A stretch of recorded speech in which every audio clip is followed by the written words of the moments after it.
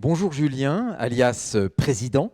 Bonjour Olivier. Ravi d'avoir cette petite discussion sous l'égide de Patrimoine 24 qui va devenir presque un rendez-vous habituel. J'en suis ravi. Alors, en fait, j'avais trois questions. La première, Julien, je crois que tu reviens d'un déplacement à Bruxelles où tu as emmené le conseil d'administration et tous les présidents de la Chambre rencontrer les parlementaires européens. Dans un contexte où revient un sujet, notamment sur les commissionnements de notre business model. Qu'est-ce que tu peux nous dire sur cette visite? En effet, la semaine dernière, on était à Bruxelles avec tous les administrateurs et tous les présidents de région qui sont venus. Donc, on a une délégation de 30 personnes à Bruxelles. Donc, ça Ça a s'organise du poids. et puis ça a du poids. On a rencontré deux parlementaires françaises, Stéphanie Oncourtin et Agnès Evren. On a rencontré aussi la représentation permanente de la France à Bruxelles. Je rappelle que la France a plus d'une centaine de fonctionnaires qui travaillent en permanence Mhm. à Bruxelles.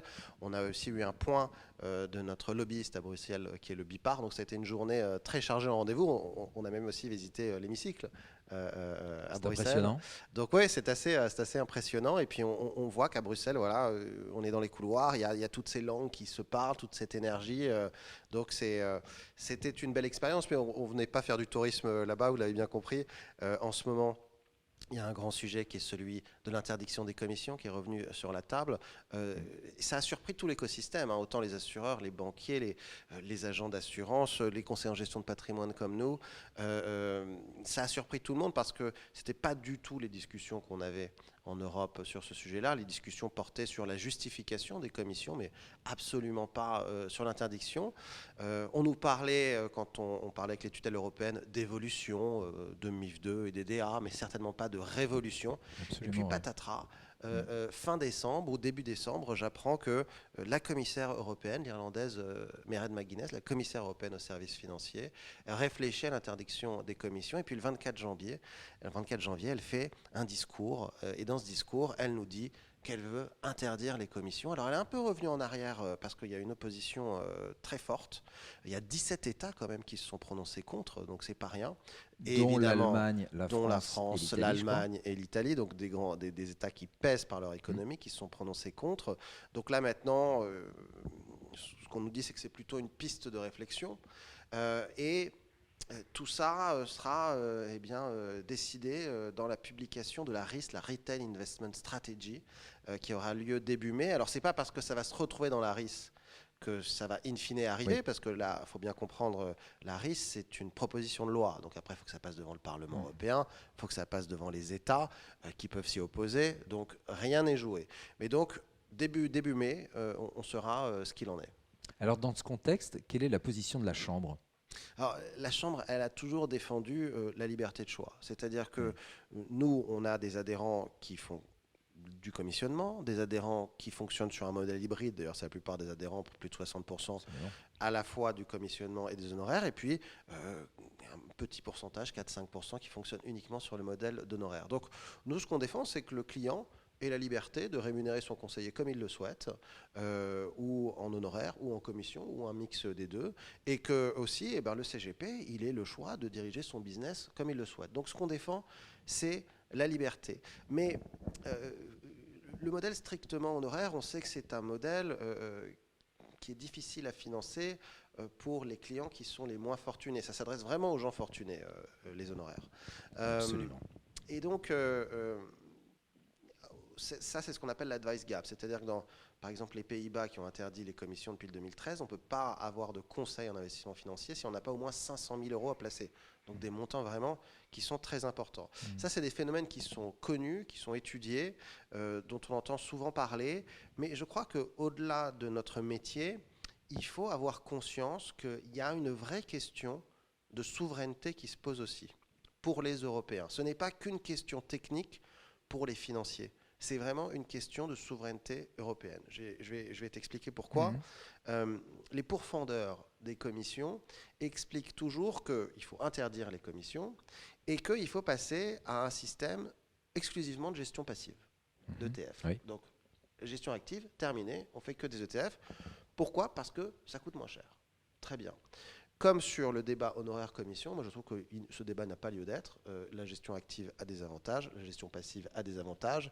Et s'il y avait un des deux modèles qui était très supérieur à l'autre, l'autre aurait disparu depuis très longtemps. Donc j'ai du mal à comprendre cette version manichéenne des choses. Mais au-delà de ça, il faut bien comprendre que sur la gestion passive, 80% des encours de la gestion passive, ce sont des sociétés de gestion non européennes.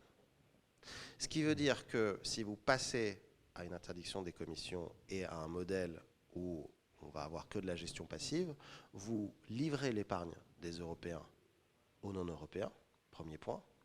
Et second point, il ne faut pas oublier qu'il y a aussi un système de droit de vote dans une entreprise cotée. Quand vous détenez une action d'une entreprise cotée, vous avez un droit de vote. Donc c'est-à-dire qu'en plus de livrer l'épargne des Européens, vous livrez nos sociétés cotées, donc les fleurons de notre industrie et de notre économie, aussi aux non-Européens. Donc c'est un sujet qui nous dépasse et c'est là-dessus que j'alerte les politiques parce que c'est un sujet de souveraineté. Et ça, il faut vraiment l'avoir en tête. Et d'ailleurs, cet argument-là commence à être repris par certains politiques auprès de Mairead McGuinness. Ça a été le cas de Stéphanie Yoncourtin, qui a expliqué à Mairead McGuinness qu'il y avait quand même une question de souveraineté qui n'avait pour l'instant apparemment pas été étudiée par la commissaire et qu'il fallait quand même avoir ça en tête parce que c'est pas rien et ça dépasse le cadre du conseil en investissement financier. Merci pour cet éclairage. Je n'avais pas forcément ce point-là non plus en tête. Donc la liberté de choix reste évidemment quelque chose de fondamental. Dernière question, parce que le temps tourne. Le buzz. Il y a un buzz qui tourne lui aussi comme le temps et qui devrait aboutir le 21 juin. Que se passe-t-il le 21 juin, Président? En effet, cher Olivier, le 21 juin, on fait notre événement et on chamboule tout, on renverse la table, on va faire un événement qui sera complètement différent de tous les événements qui existent. Alors l'événement, en fait, il dure 2 jours, le 20 juin et le 21 juin. Parce que le 20 juin, on a notre assemblée générale et notre soirée de la Chambre, où tous les partenaires de la Chambre viennent, tu es un habitué. À ne pas manquer. Et déjà, on s'est dit, faut que les gens aient du plaisir à venir. On va le faire au musée du Quai Branly. Qui est un musée magnifique. Moi, c'est un des musées préférés à Paris, pour ceux qui ne le connaissent pas. C'est le musée des Arts Premiers ou le musée Jacques Chirac. Absolument. On va faire notre AG là-bas, notre soirée là-bas, et on aura le musée privatisé pour nous. Donc, on aura des visites du musée qu'on pourra faire. Le musée sera fermé pour nous. Donc, c'est déjà exceptionnel. Et le lendemain, pareil, on renverse la table. On va au stade Jean-Bouin, on sera en extérieur sur la pelouse, il y aura des grandes tentes où seront les partenaires. Ce ne sera pas des stands où ils seront debout, moi j'aime pas, je veux que ça soit dynamique, je veux que ça soit nouveau, je veux que ça soit un nouvel exercice. Donc ça va être une journée où les gens vont venir, non pas parce qu'on leur dit de venir ou qu'il faut venir, non, ils vont venir parce qu'ils vont vivre quelque chose pendant ces 2 jours-là qui ne vivraient jamais par ailleurs.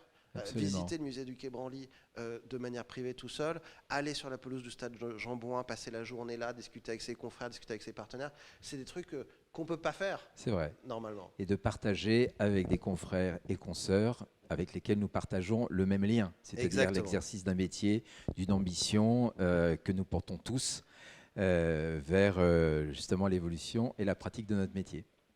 Président, merci beaucoup pour ces échanges. Merci. Et puis alors, au plus tard, le 20 et 21 juin.